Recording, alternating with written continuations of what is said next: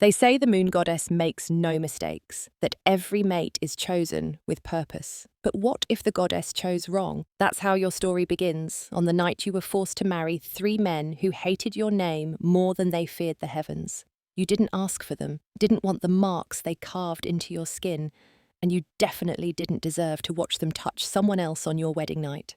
You believed if you endured long enough, they'd see your worth. But in this world, endurance is weakness, and compassion is currency no one wants to trade. So when they locked the door, when they forced you to witness your own undoing, something inside you broke. Not the part that needed them, the part that needed revenge. Because fate may have written the first chapter, but you're about to rewrite the ending in blood. Chapter 1. Wake up! Her voice slices through your dream. Sharp and unrelenting, you yank the blanket over your head like that's enough to hide from the day. 5 more minutes, you mumble. But the mattress shifts. Your mother's hand grips your ankle, shaking it with urgency that burns more than her words. There are no more minutes. Get up, now. You blink against the early light, dragging your body upright. Her silhouette stands at the foot of your bed, arms crossed, foot tapping on the cold tile like a metronome of pressure. The others are already working. You're the only one still under covers. One mistake and they'll throw you both out. You know that. You say nothing. Just move. The floor is freezing against your feet, but it's not as cold as the resentment pooling in your chest. She's here. That's all your mother says, but you already know who she means. Anita. Of course it's Anita. She asked for you to serve her this weekend, she adds, handing you a folded maid uniform. Personally. You nearly laugh. Out of all the servants, why you? The answer lives in your silence. Because it hurts the most? Because she knows what you used to be, issue. In the bathroom, the water feels colder than usual.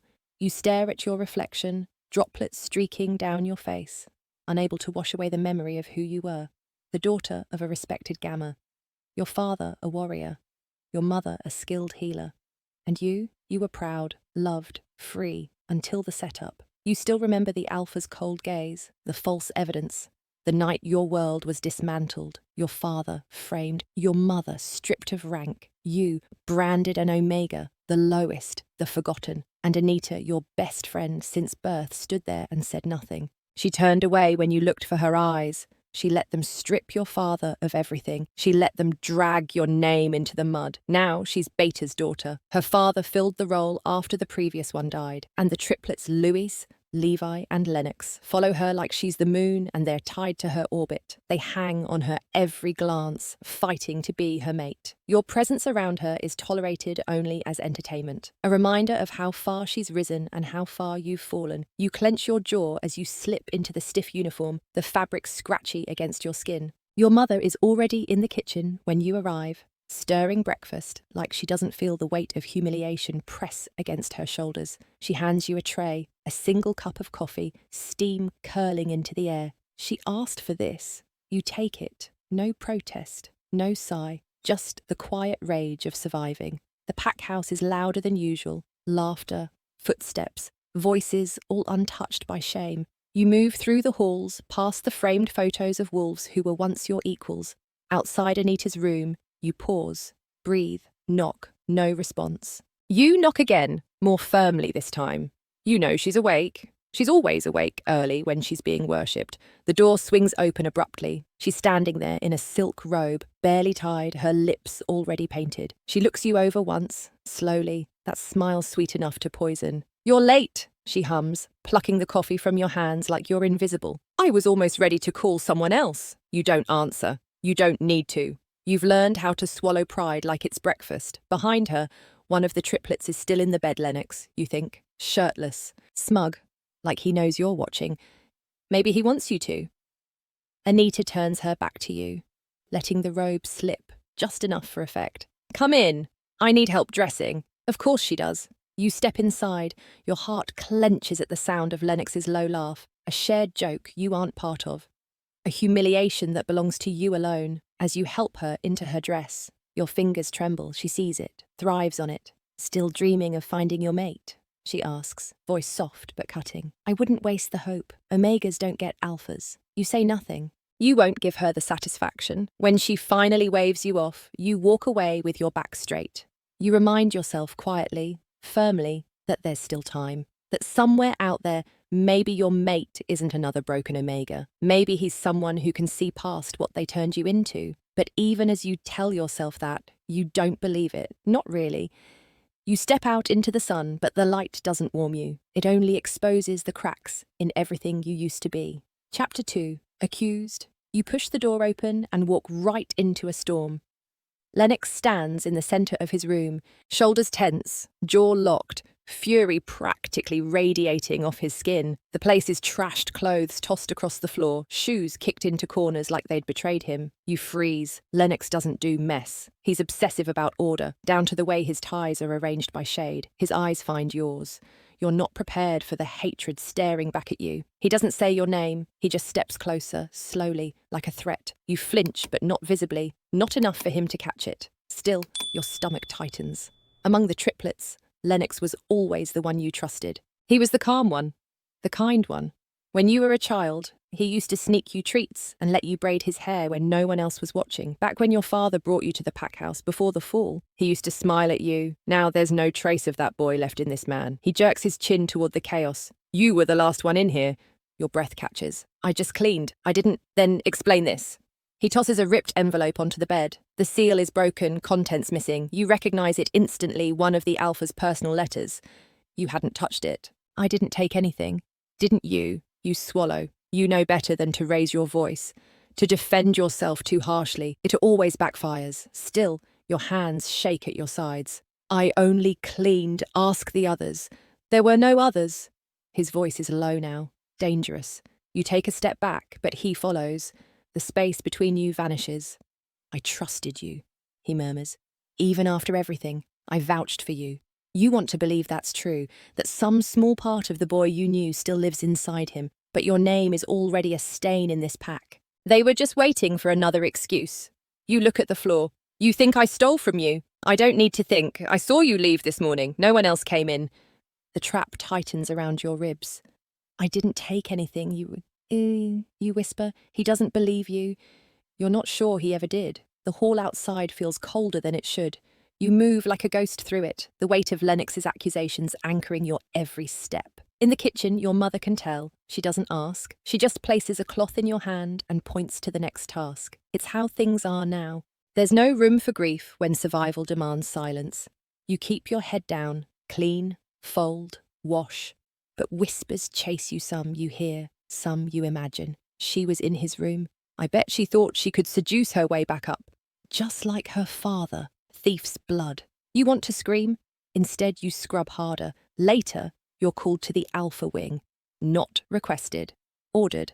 Anita greets you at the base of the stairs, like she's been waiting for this moment all day. She leans against the banister, arms crossed, smile smug. I heard Lennox found something missing, she says sweetly. How careless of you.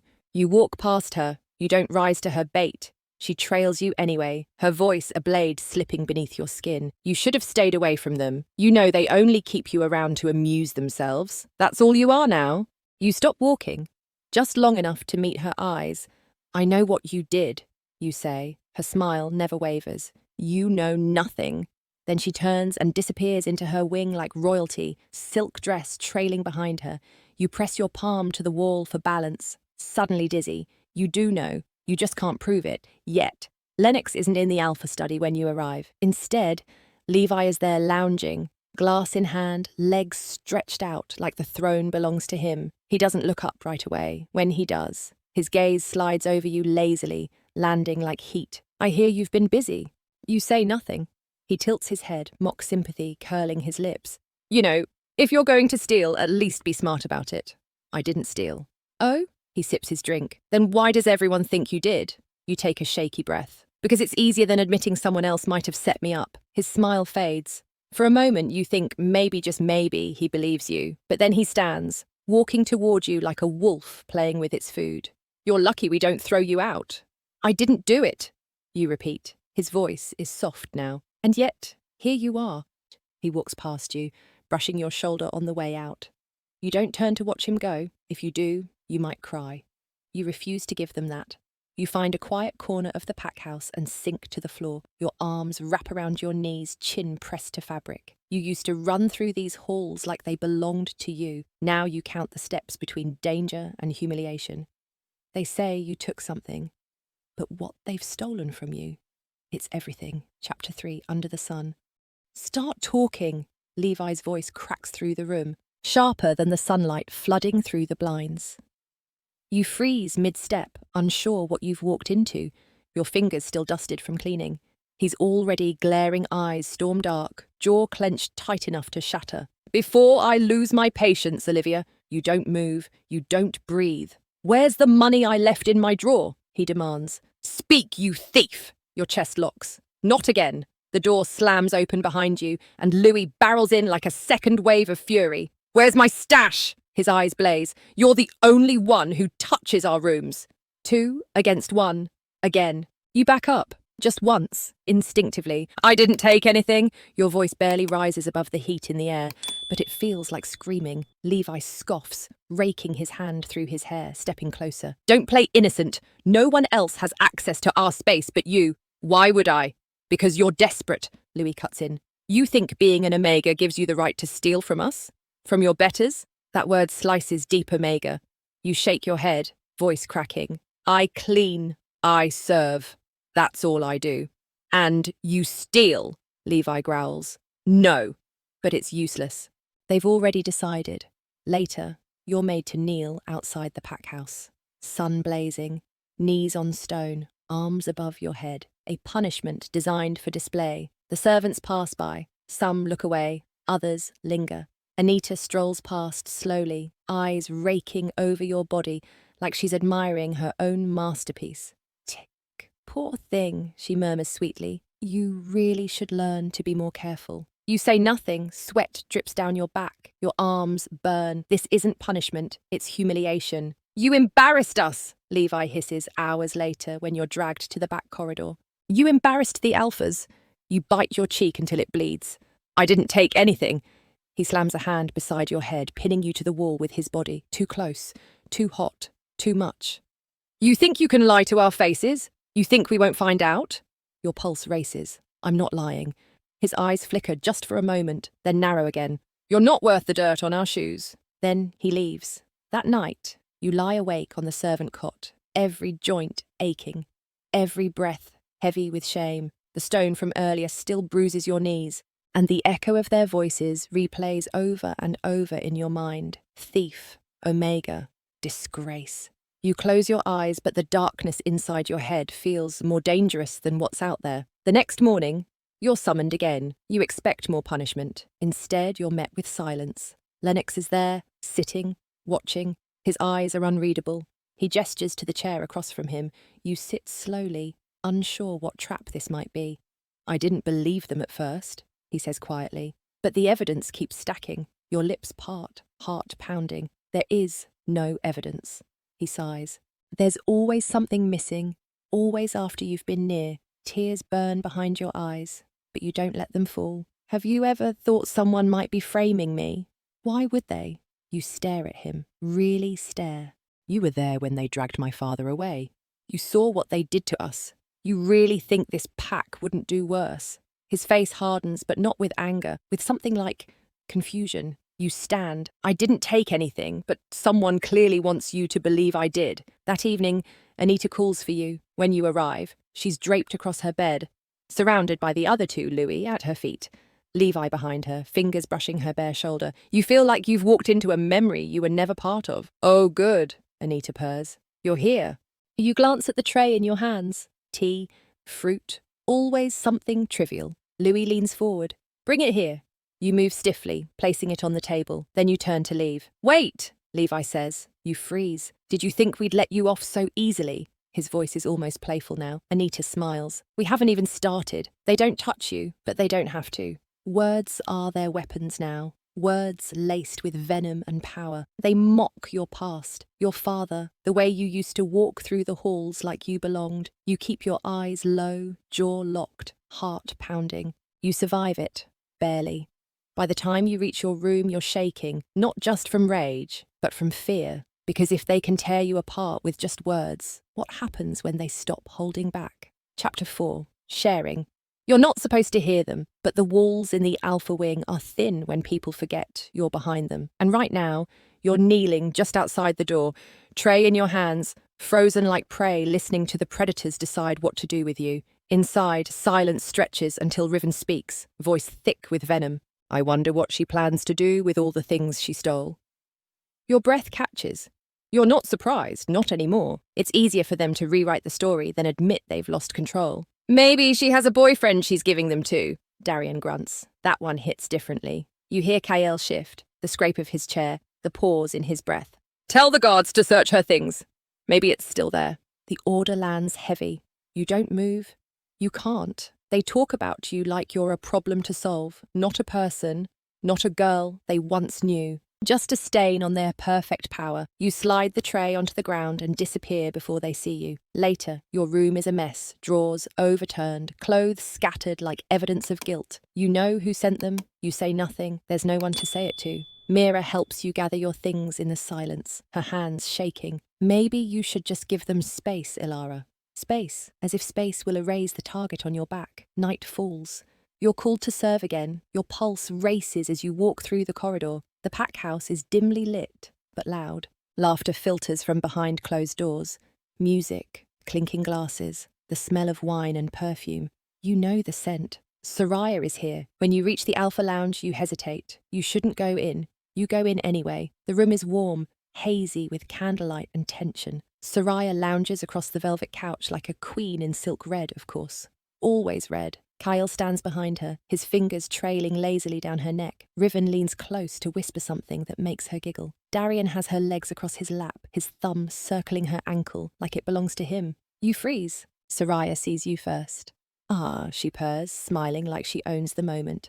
Just in time. Kael doesn't look at you. Riven does. His eyes roam your face with something between disgust and delight. We're busy, he says. You nod, backing up. But Soraya speaks again, soft and cruel. Wait. You stop. She stands slowly, walking toward you with that infuriating grace. Her dress clings to every curve like it was sewn onto her skin. Be a dear and bring more wine. Her fingers trail down your arm before she turns back to the boys. She's always watching, isn't she? You don't respond. You don't need to.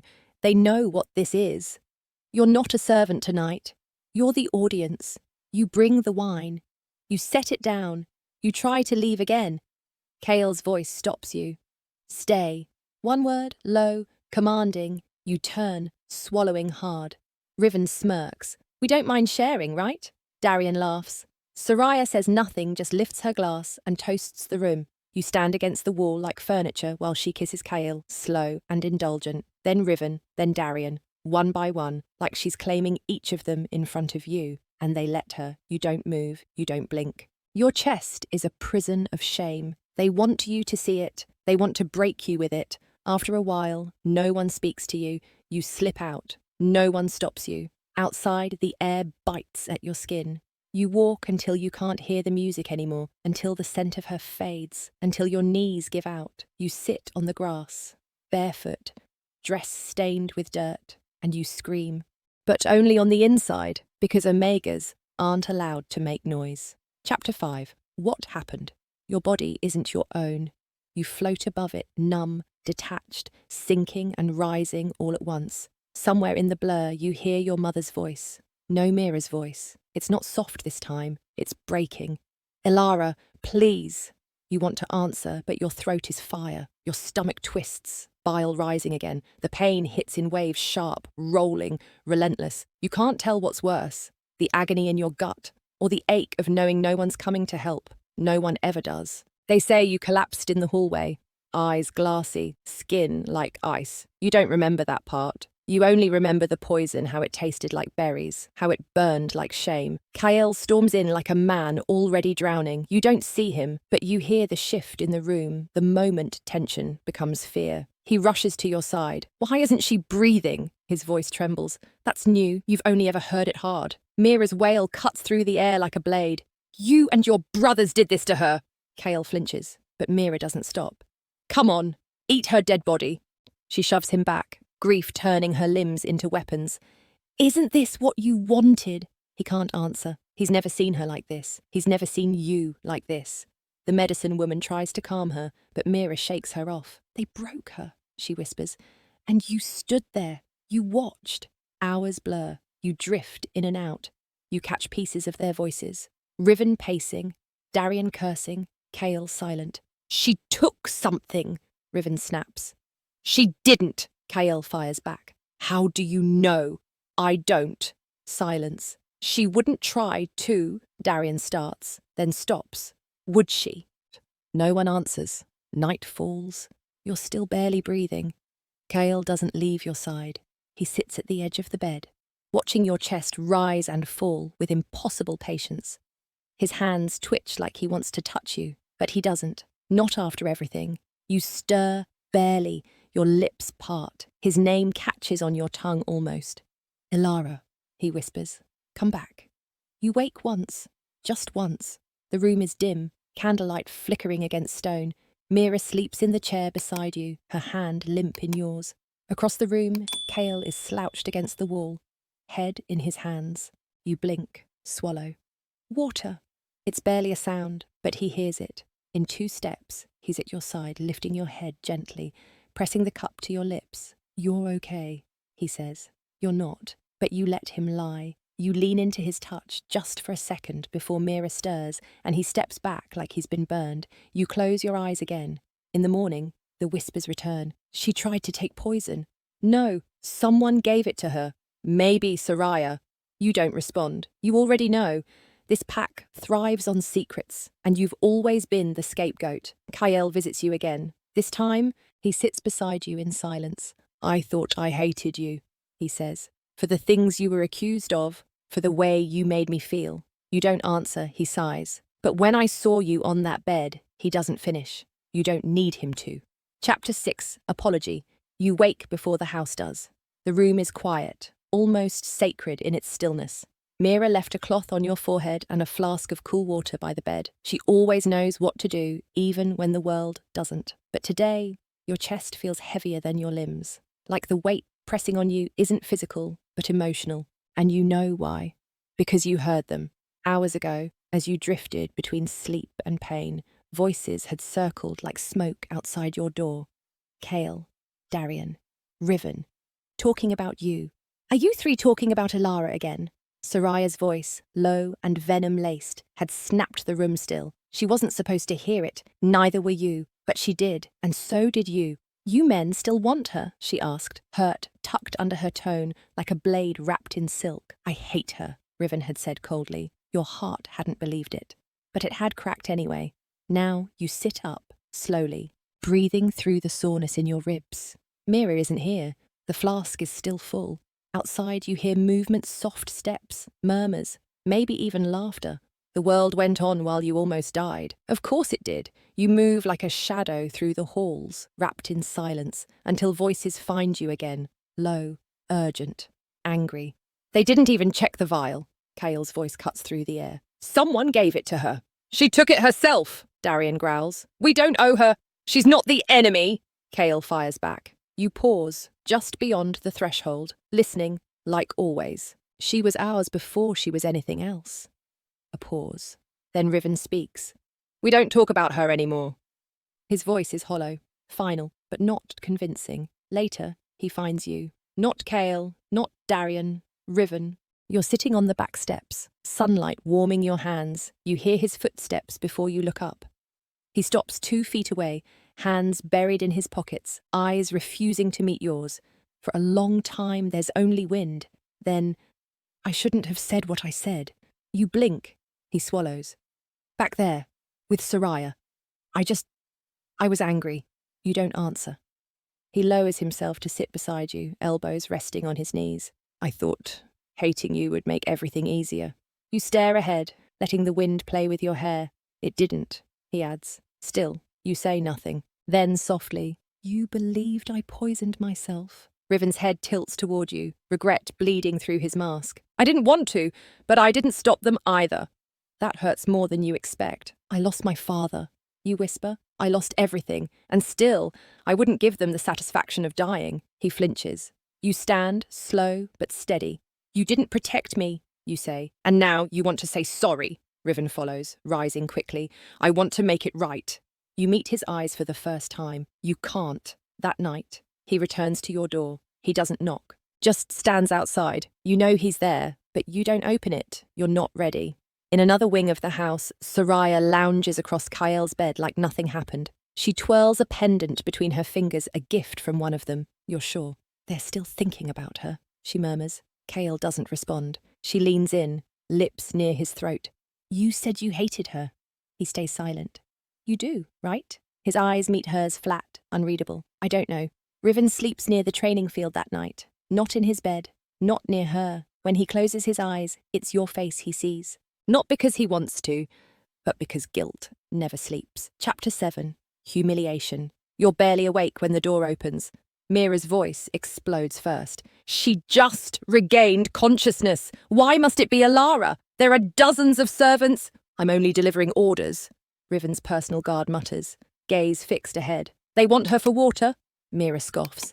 After nearly killing her? You lie still, listening. Every inch of your skin still burns from the pepper and the sun, pain blooming under every breath. But this is the game. You know how it works. You push yourself up slowly, ignoring the way Mira hurries to stop you. I'll go, you whisper. Elara, please let me. No, you shake your head softly. If I refuse now, they'll only make it worse. You see it in Mira's eyes, rage, helplessness, something primal. But she steps aside because she knows what you know. You have no choice. The tray feels heavier than it should. 4 bottles of water. Ouzo. 1 for each of them. 1 for her. You don't knock like a servant. You knock like prey. Come in, Soraya purrs from inside. You already know what's behind the door. But nothing prepares you for the actual sight. The triplets. Soraya, skin and limbs tangled across rumpled sheets. The thick stench of sex coats the air like perfume. Your stomach drops. You keep your eyes low and walk toward the table. You set the tray down, silent, hands trembling. Here's your water, you murmur. Anything else? You dare a glance and regret it instantly. They're all watching you, all except her. Soraya stretches with slow satisfaction, rising from Kael's chest, nude and glowing like a goddess in conquest. Hand me one, she commands lazily. You do, because you must, because no one saves you from this, not even them. You stay where you are, head bowed, eyes glued to the floor. Each second scratches across your skin like thorns. You feel their eyes, their quiet judgment, their cruel amusement. Anything else, Es, you ask, voice brittle. Stay, Soraya says, with a tilt of her head. Your fists clench. Why, you whisper. You could just summon me again. Elara, Kael's voice. You freeze. You will show respect when speaking to Soraya, he warns, because of course he defends her, not you, never you. Soraya smirks, sipping the water you brought her, slow and indulgent. 2 more days, she says, eyes glittering, until my birthday. Your heart stops, because it's your birthday too, but she says it like you don't exist. Like your birthday doesn't matter, because to her it doesn't. The triplets say nothing. They don't need to. They just lie there, letting her speak for all of them. You know, she purrs, running her fingers along Kael's chest. I can already feel the bond. It's there, I know it is. You bite your lip until you taste blood. Riven murmurs something, unconvincing. But Soraya doesn't hear him, or doesn't care. When I turn 18, she says, voice dripping with triumph, we'll be official. I'll be your Luna. You feel your lungs shrink inside your ribs. You want to scream. Instead, you stand, silent, small, crushed. Can I leave? You ask softly. No one answers. Kael kisses Soraya. Slow, possessive. Her moan is low and victorious. Riven joins in next, his mouth trailing her neck. Then Dairan watching you, just for a second. His eyes lock with yours, and he smirks. You don't break, not yet. Not even when Soraya laughs. Not even when her voice slices the air like silk. Elara, she says sweetly. Go draw us a bath. You obey. Because what else can you do? The bathroom is too warm, too golden. You draw the water, add oils. Watch the lavender-scented steam rise and curl. You hear the door click. You don't look. But you know. Dairan, naked, silent. You keep your eyes on the tub. your hands moving with robotic precision. Towels, temperature, oil. His presence presses behind you like heat. Then he moves, traps you between the tub and the wall. His breath ghosts your neck. His hand cages your head. His bare chest brushes your back. Let go, you whisper. Soraya might come in. But he tilts your chin, forces you to face him. You look away. You've always wanted our attention, he breathes. How's it feel watching your best friend have it? You don't flinch. I don't care. His thumb grazes your lip. You think there was ever a chance for you? His voice is venom soft. You, a thief's daughter? An omega? You swallow the pain. Hard. I just want to leave. For a second, he says nothing. Then he steps back. Space returns. Air returns. You move. Fast. Out the door. You don't stop until you reach the hall. You don't cry. You lean against the wall and breathe. Then you promise yourself you will leave. Just after your 18th birthday. Chapter 8. 18th birthday. You wake to the soft sound of a familiar voice. Happy birthday to you. Happy birthday. Dear Elara. Mira's smile is the first thing you see, warm, proud. She holds a tiny cupcake with a flickering candle. Make a wish, she says gently. You close your eyes.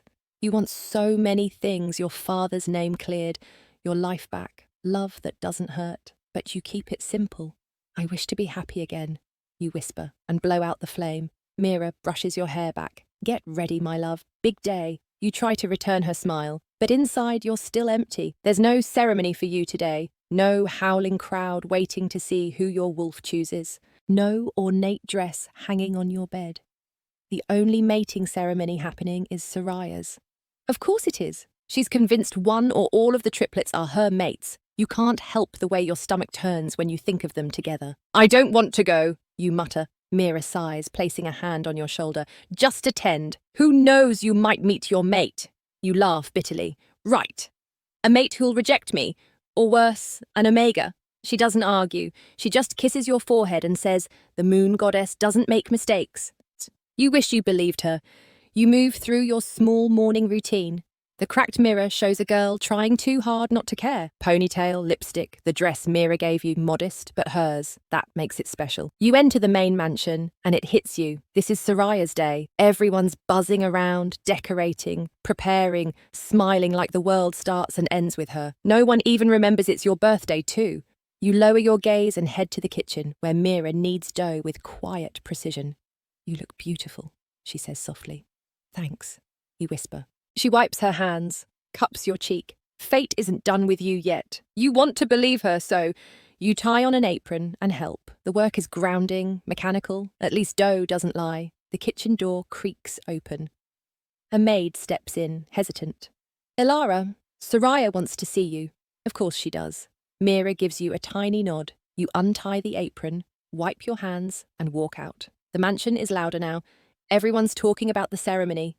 No one talks about you. You reach Soraya's door. Take a breath. Knock. Come in, she calls. Chipper, you step in. And there it is, spread across her bed, like a magazine ad luxury. A red gown beaded with crystal, glittering heels, and a velvet box filled with diamonds. She stands beside it all, arms crossed, smiling like a queen awaiting your jealousy. You're late, she says. You say nothing. She glides a hand over the gown. Riven chose this. Said I'd look like a queen. Then the shoes. Darian picked these. Alpha-level taste. Then the necklace. Kael gave me this. Said only a Luna should wear diamonds like this. You nod, barely. They're beautiful. She grins, soaking it in. I know. Then she turns back to her treasures. Triumphant. Secure. You should leave. But something holds you. Soraya, you say. She doesn't look up. What? You step closer. What did I do wrong? Now she looks at you, eyes narrowing. What? You don't stop. We were best friends. We did everything together. You were my sister, and then you turned on me. You swallow hard. My father was accused. Everything changed. You hated me overnight. You made everyone else hate me too, but I never knew why. Soraya crosses her arms. I deserve to know. For a heartbeat. She says nothing. Then she smiles. Not sweet. Not soft, cruel. Oh, Elara, she sighs, stepping closer. You really don't get it, do you? You freeze. You were always meant to stay behind, the quiet girl, the shadow. I was always the star. She tilts her head. And you still think we were equals? You blink, chest tightening. I didn't steal the triplets from you, she continues. They were never yours. You don't reply. She leans in. You were always looking at them like you had a chance. It was pathetic. You clench your jaw. You didn't lose me because of your father, Elara, she finishes. You lost me because you started believing you were more than you are. You turn away. There's nothing more to say. Just before the door closes, you look back at her, draped in red, draped in lies, and for the first time, you don't feel small. You feel fire. Chapter 9. The Mating Ceremony.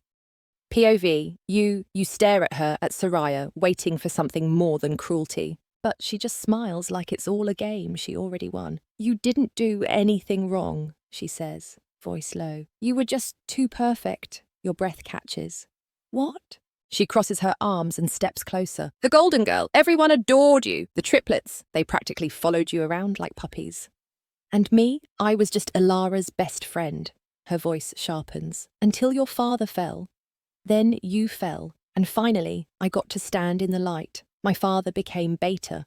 I got the respect, the attention, the future. You realize her hatred never came from betrayal. It came from envy. Her voice cuts again. Now I have it all. The pack, the triplets. And after tonight, maybe all three. She waits for your reaction, hungry for your pain. But all you feel is freedom. So, you hated me because you were jealous?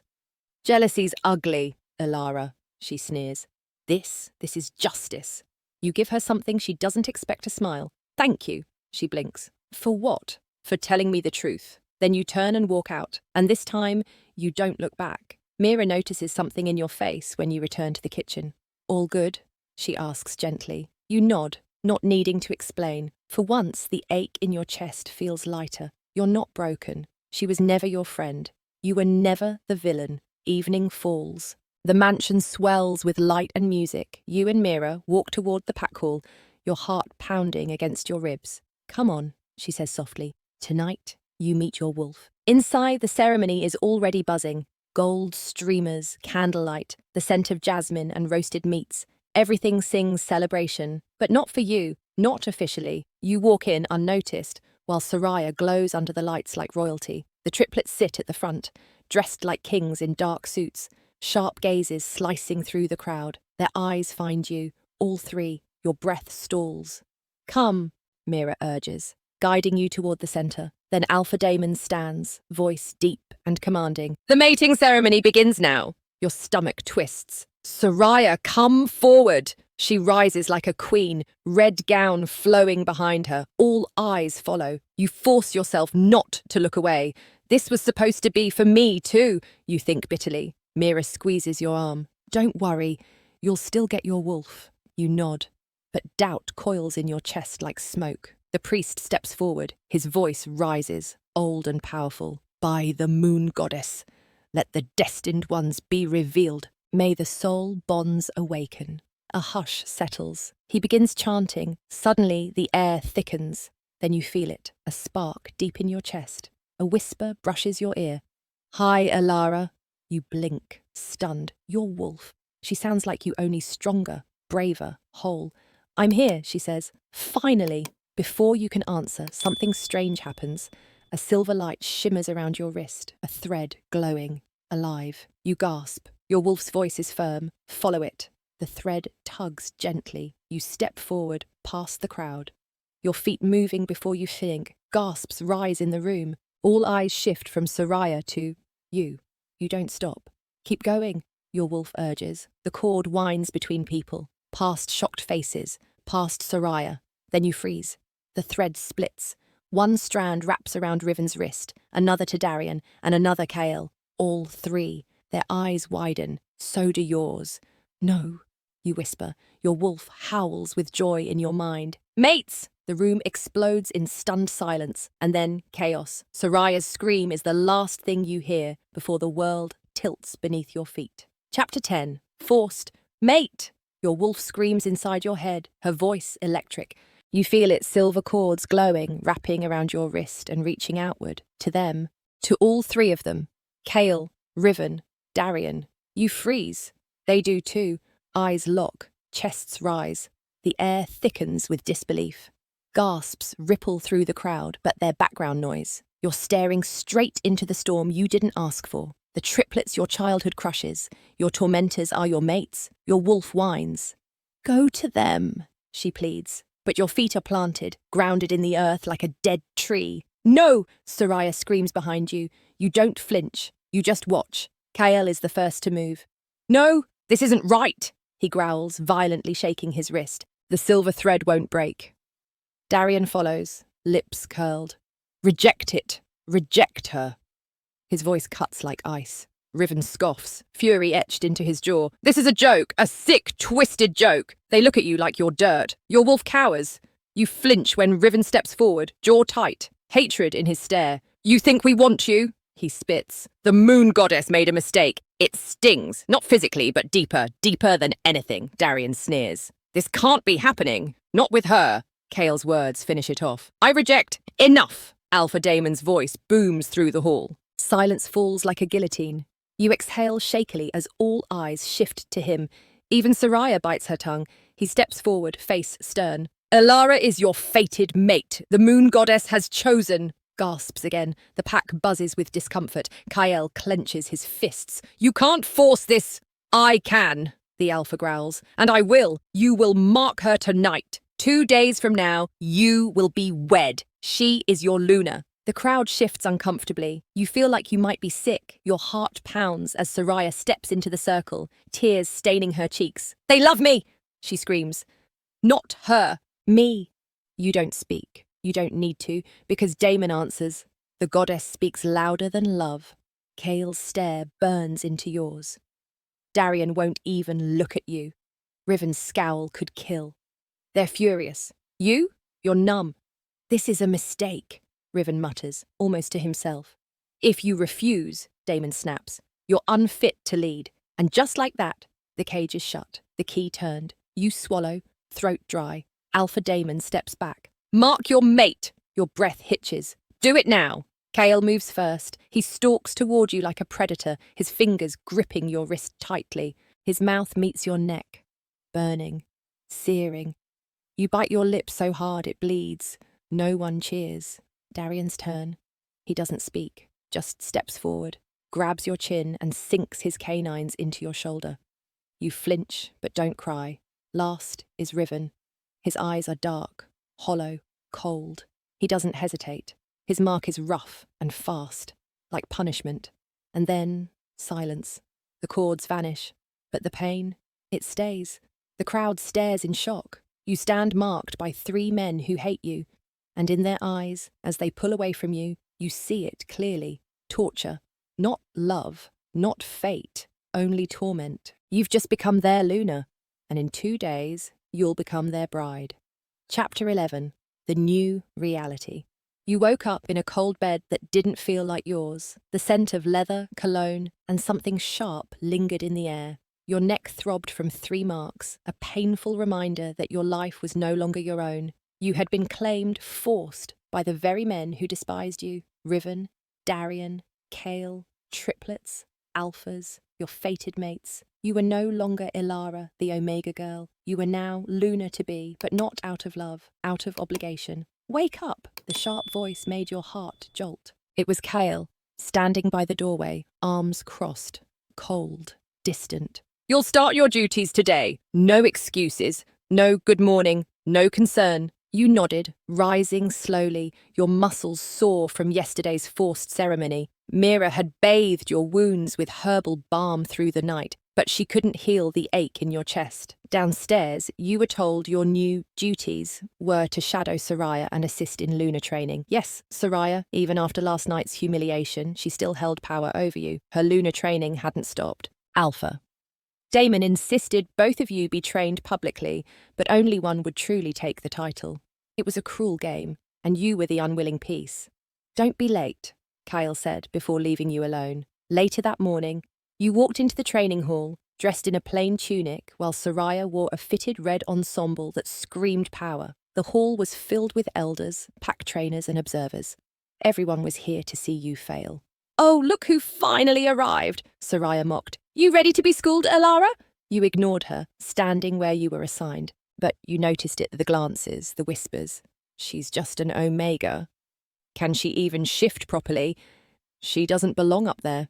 You swallowed the pain and focused on the instructions, obedience, etiquette, pack law, strategy, discipline. It wasn't your lack of knowledge that made this hard. It was the icy stares from your mates who watched from the gallery above. They didn't say a word, not even when Soraya accidentally pushed you during training or when you stumbled and hit the floor. You stood up, dusted yourself off and kept going. After training, you were summoned to the triplets' wing. Riven opened the door.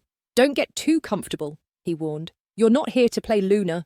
You're just here because our father said so. Kael leaned against the wall. You're to attend all ceremonies and meetings with us from now on, but you will not speak unless spoken to.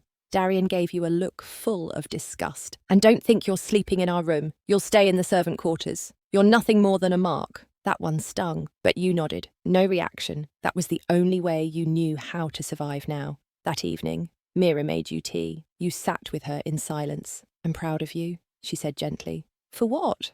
You asked. For surviving. That's not weakness, Elara. That's strength. You didn't cry. You had done enough of that. Instead, you stared at your hands, the faint trace of glowing thread now gone, but you could still feel the burn under your skin. They could reject you emotionally. They could refuse to love you, but they couldn't undo the bond. Not now. Night. Your wolf stirred again. They're lying to themselves, she whispered. But they can't lie to fate. You clutched your pillow, unsure whether her words were comfort or warning. 12, wedding. You stand in front of the ceremonial hall, heart pounding so hard it drowns out everything else. The tall double doors loom like a final judgment. Mira squeezes your hand, gentle, firm, her silent way of saying, you'll survive this. Then the doors open. Hundreds of eyes turn to you, whispers spread like wildfire. She's the one? The Omega?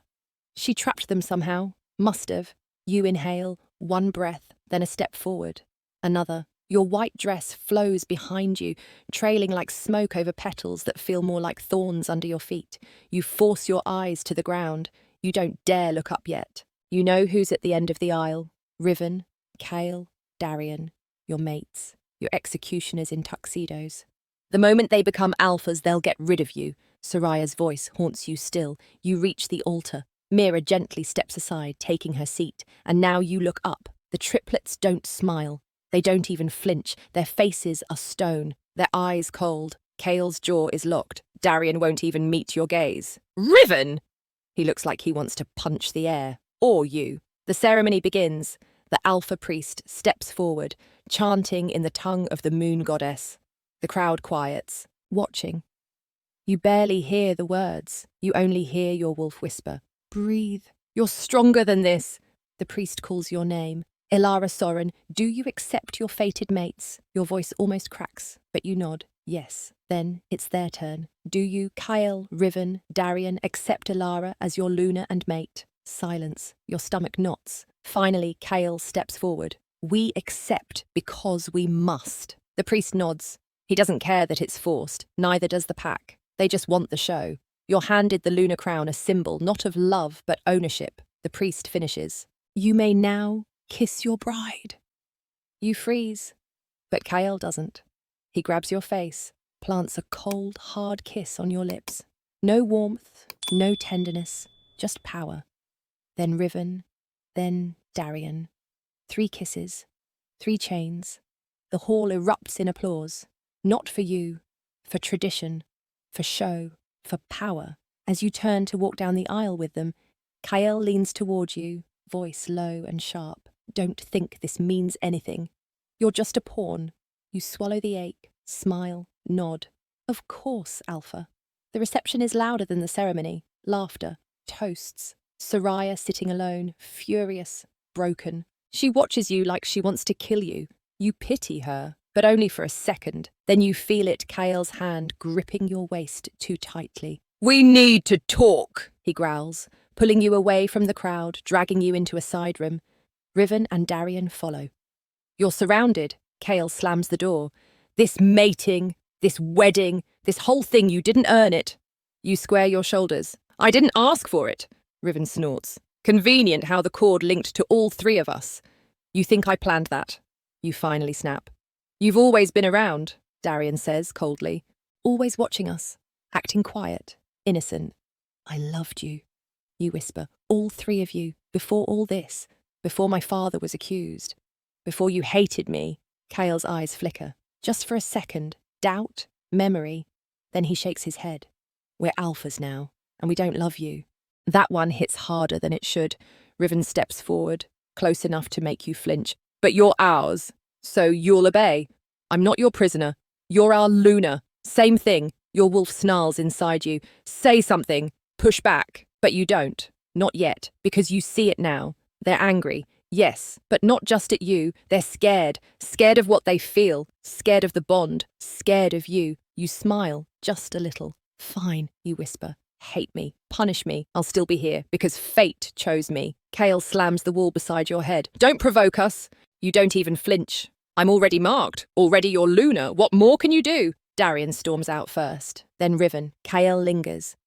His eyes searching yours. He hates you, but something inside him still remembers who you used to be. Don't get comfortable, he mutters. This isn't over. He leaves. And finally, you let yourself breathe. You lean against the wall, trembling, but your voice is steady. This is just the beginning. Chapter 13. Caged, you wake up to the sharp pain in your neck. 3 distinct marks throb beneath your skin. Kale, Darian, Riven, the triplets. Your so-called mates. No warmth, no embrace, just pain and rejection. You blink. The room is unfamiliar, lavish, sterile, cold. Definitely not your old bed. The door swings open. Kael walks in first. His face is stone. You'll be staying here now? It's the Luna's quarters. Your heart skips. Luna's quarters. You don't reply. What could you say? That this feels like a punishment? He walks to the window, hands behind his back. Don't try to leave. You're the Pax Luna now, whether we like it or not. Before you can respond, he's already out the door. Then Darian enters, his signature scowl in place. He looks around, then at you. Don't expect kindness from us, he mutters. You stole this role. You blink. Stole? As if you had a choice. He tosses a folder onto your bed. Schedule. You'll act like a Luna in public. Fake it well. His footsteps fade down the hall. You sit on the bed, numb. Then the last one appears, Riven. Unlike the others, he doesn't speak right away. He just stares. You finally meet his gaze. You said you hoped the moon goddess would bless you, you whisper. Well, she did, and now you all look like you're cursed. His jaw clenches. I'm not like them, he says quietly, but don't expect me to be any better. You swallow hard. 3 mates, 0 kindness. Later, you're brought downstairs. The pack stares as you walk through the corridor beside the triplets. You try to lift your chin, act strong. Mira's words echo in your mind. Don't let them break you. Inside the grand hall, an official ceremony is underway. You smile and nod at elders. Fake the role. Kale's hand hovers near yours but never touches. Darian looks like he wants to bolt. Riven, unreadable. Then it happens. The pack healer approaches. She's kind-eyed, warm. You're radiating strange energy, she murmurs. A mix of all 3 bonds, but something's wrong. Wrong how? You ask quietly. She glances at the triplets, then back at you. There's conflict in the bond. You need balance, or it will tear you apart. You nod once, hiding your trembling hands. Back in your room, the walls feel closer, tighter. Kael bursts in again, angry this time. You embarrassed us! He hisses. I did everything right, you reply evenly. You breathed wrong, he snaps, slamming the door behind him. His anger fills the space. You stand your ground. You hate me because you can't hate the bond, you say. Silence. Then he grabs your chin. Don't speak like that again. His breath is cold against your skin. He storms out. You crumble onto the bed after. Then your wolf's voice stirs inside you. You're not weak. You're chosen.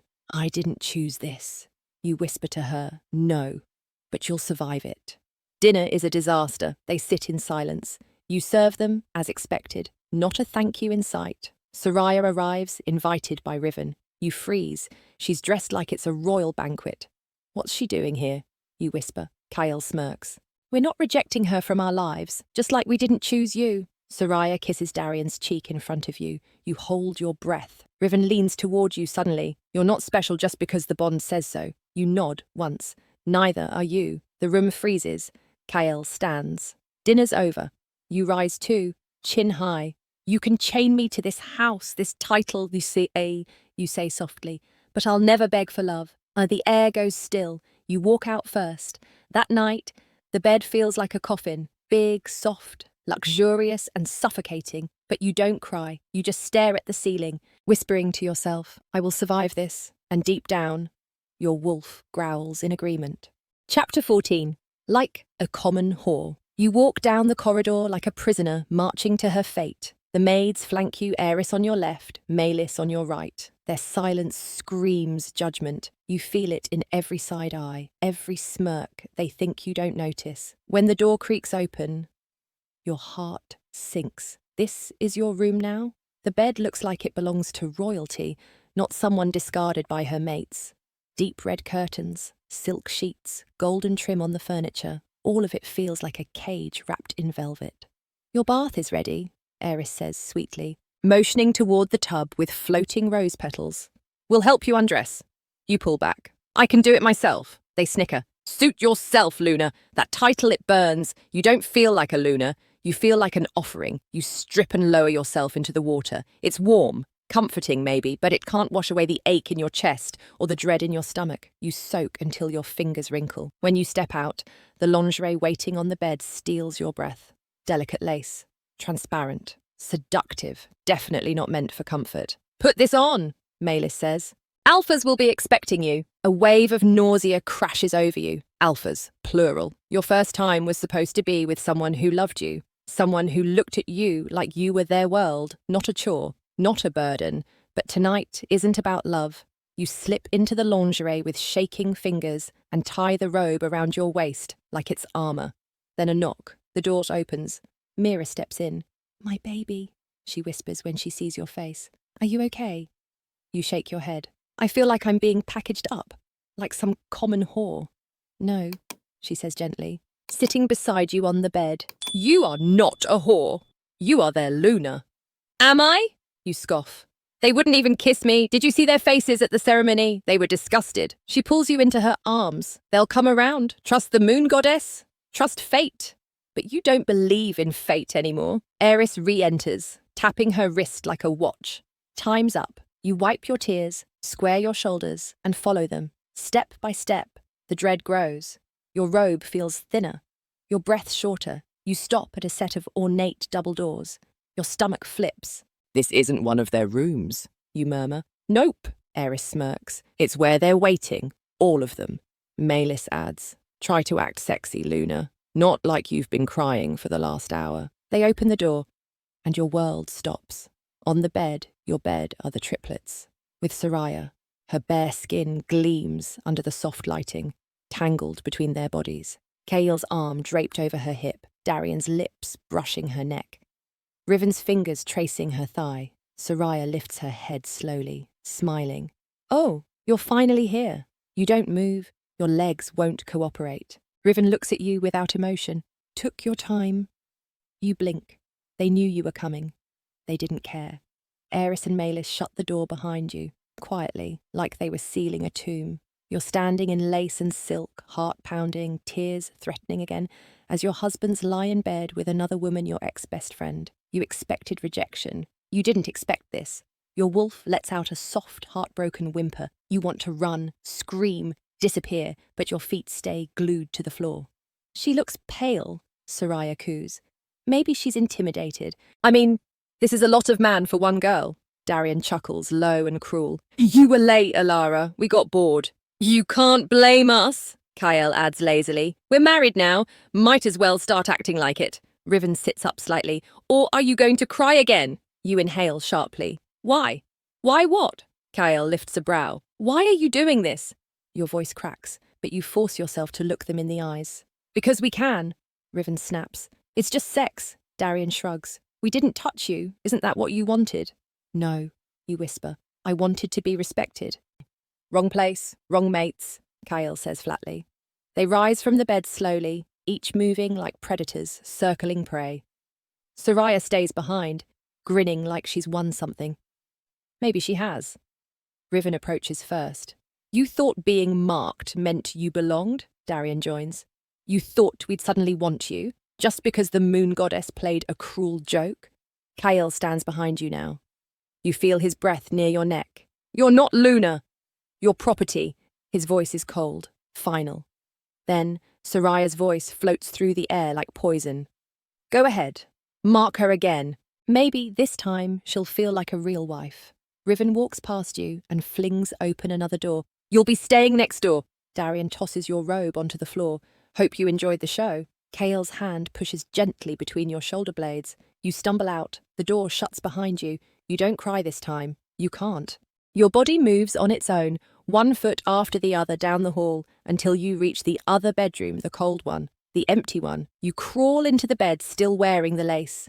You lie on your back and stare at the ceiling. You've never felt more alone. But deep inside, something shifts. Not rage, not yet. Just the quiet birth of a resolve. Chapter 15. Locked. The moment you step into the room, it feels like the air is knocked out of your lungs. You freeze. They're on the bed, your three mates naked, and wrapped around them, like some twisted, erotic victory, is Soraya. Your heart slams against your ribs. You take a step back, shaking your head. No, no, this can't be happening. What is this? Your voice cracks, trembling with disbelief. What the hell is this? None of them answer, not even a glance. Instead, Kael grips Soraya's jaw and kisses her like she belongs to him. Riven's hands slide the zipper down her dress. Darian's lips are at her neck, trailing down her bare shoulder like she's something to worship. You're invisible. Your wolf whimpers, claws pressing at the edge of your soul, torn between rage and agony. Stop, you whisper. But they don't. They keep touching her, undressing her, wanting her. And the worst part, she lets them smirking at you between gasps and moans like she planned this from the start. You can't watch. You rush to the door. Your hands fumble at the handle, twist, yank, pull. It's locked. You twist harder, panic rising in your chest like bile. Let me out! You shout, slamming your fist against the door. Open the damn door! Still nothing. Where do you think you're going, wife? Kyle finally sneers, his voice sharp enough to slice through your bones. Wife. The word burns. Anywhere but here. You spit, tears of rage stinging your eyes. You're my mates, my husbands, and this is how you treat me. Riven snorts. This was always going to happen. You blink. What? Darian doesn't even look at you when he says it. You didn't actually think we'd want you, did you? Something shatters inside you. Kael finally turns to face you fully, eyes cold. We don't want you, Elara. There it is, plain, sharp, final. You were forced on us, Riven adds. You're just an obligation. Darian's smile is cruel. Be grateful we're not making you join in. And Soraya, she hums, fucking hums, curling her fingers down Kael's chest. They don't just want me, she says with a smirk. They need me. You want to vomit. You slam your fists into the door again, your vision blurring. Let me out, you scream. But your voice cracks. They've planned this every second. This is your wedding night, Kael drawls, his eyes glittering with malice. Enjoy the show, they continue, as if you're not even there. Kael buries his face in Soraya's chest. Darian positions himself between her legs. Riven kisses her like she's air, and he's been suffocating. You can't breathe. Mate, your wolf whines, but the bond turns sharp. Then pain hits you, real pain. It tears through you like fire, like knives digging into your skin. You fall to the floor. What's happening? You gasp, grabbing your chest. It burns. Your entire body trembles. Your wolf howls inside your mind, wounded and helpless.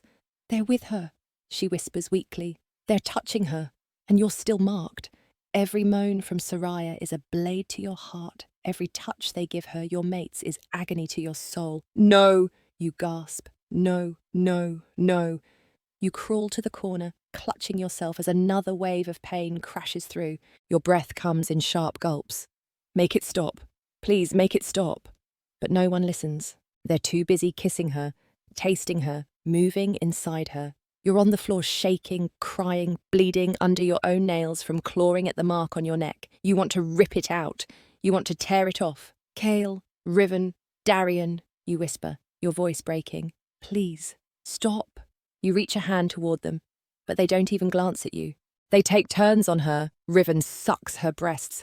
Kael buries his head between her legs. Dairan thrusts into her like she belongs to him. And through it all, the bond keeps you tethered to every sensation, every groan, every wet slap of skin, every climax. You sob as you collapse fully. This isn't just betrayal, your wolf whimpers. It's torture. Another jolt of pain floods through your spine.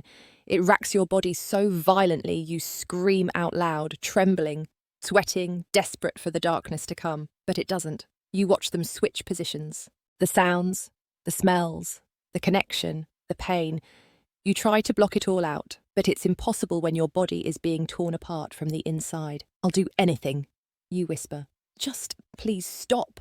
No one hears you, or maybe they do, and they just don't care. Because this is punishment. This is how they break you, and it's working. You crawl to the farthest corner of the room, pressing yourself against the wall like it'll protect you from what's happening in front of you. But it doesn't.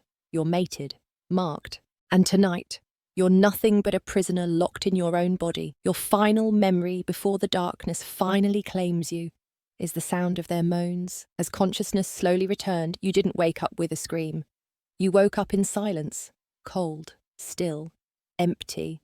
But inside, something shifted. Not your wolf, she was quiet, licking her wounds in the dark. Not your heart, it had already shattered beyond repair. It was something deeper, older. You blinked up at the ceiling, your skin still stained with the heat of betrayal, but your soul had gone cold. So this is what it feels like, you thought, to be broken beyond recognition, to be used, mocked, thrown away like you never mattered. And yet, you were still breathing, alive, awake, not by their mercy, but by your own strength. Their games, their cruelty, their desire to see you crawl, it had worked, but only once. You would never give them that satisfaction again. A voice inside you whispered not your wolf, but a part of you that had been buried beneath years of smiles and obedience. Enough. You slowly sat up, the ache in your body screaming with every movement, but the ache in your soul. That had numbed, frozen, hardened. If they wanted you weak, they'd just made a grave mistake, because from this moment on, you would never be weak again. You would learn. You would rise. You would fight. Not for their love, it was never real, but for your dignity, your name, your bloodline, your father's truth, and for every piece of yourself they tried to burn down. They thought tonight was the night they broke you. They were wrong. Tonight was the night you began your war.